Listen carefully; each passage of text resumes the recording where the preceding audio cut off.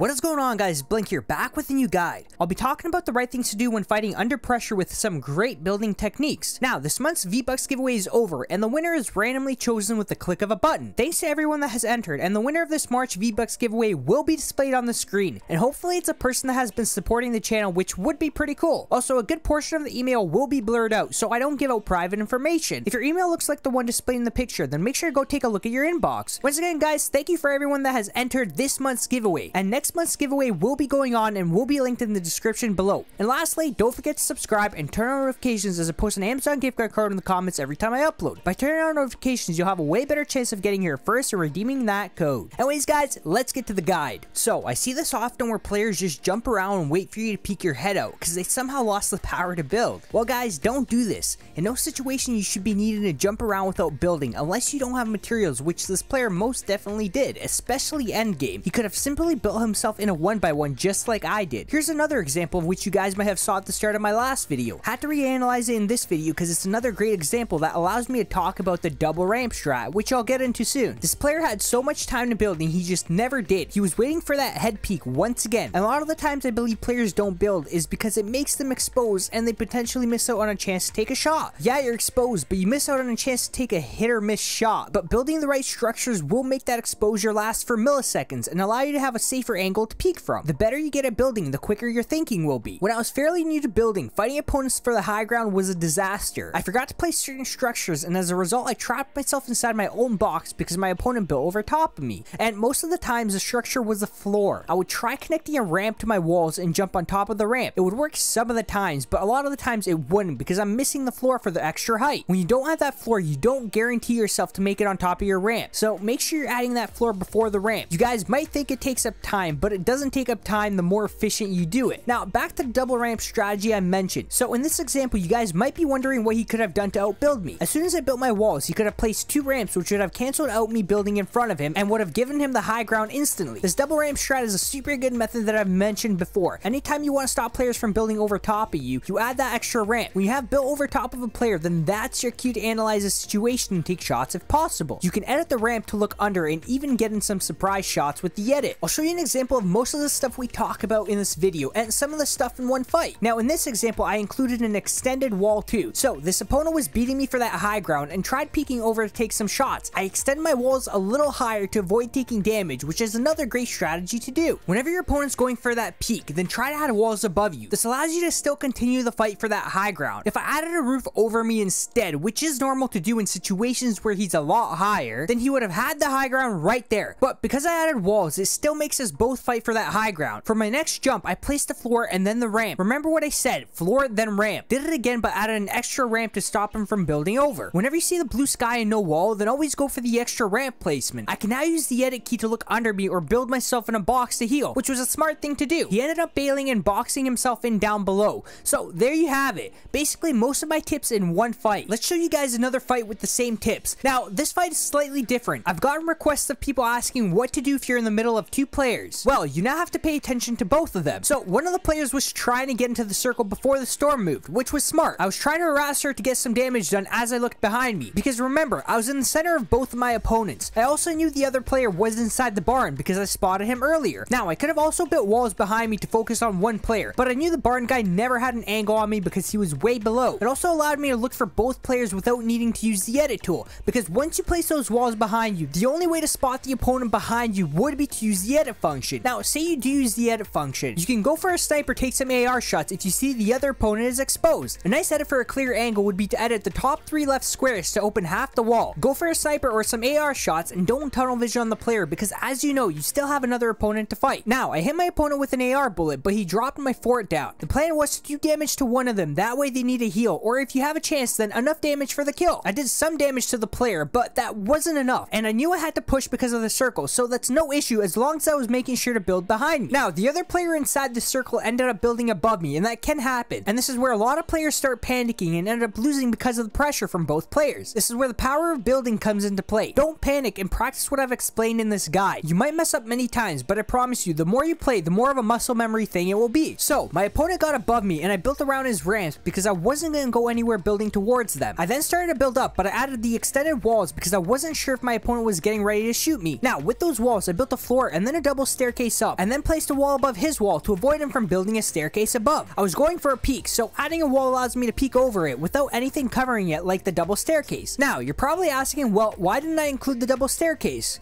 And to answer this is because I knew my opponent wasn't close to building up to me. When you know your opponent is a few platforms behind you, then you can stop building up and go for the peaks. I've talked about building too high in my previous videos. You don't want to build 30 floors high because you're both potentially in risk of dying, since anyone from below can shoot your platforms down. When you know you've beaten your opponent to the top, then go for an aggressive peak to avoid him from building any higher. I'll also show you guys why I knew I could peak and didn't have to double staircase it at the end. This is where he was, and this is where I was. Now, in order for him to even try getting up to me, he would have to floor it, then stair it 2 times to get on the same level as me. That gives me a lot of time to harass him from above if he even tries it. You guys might be wondering how I knew that during my fight.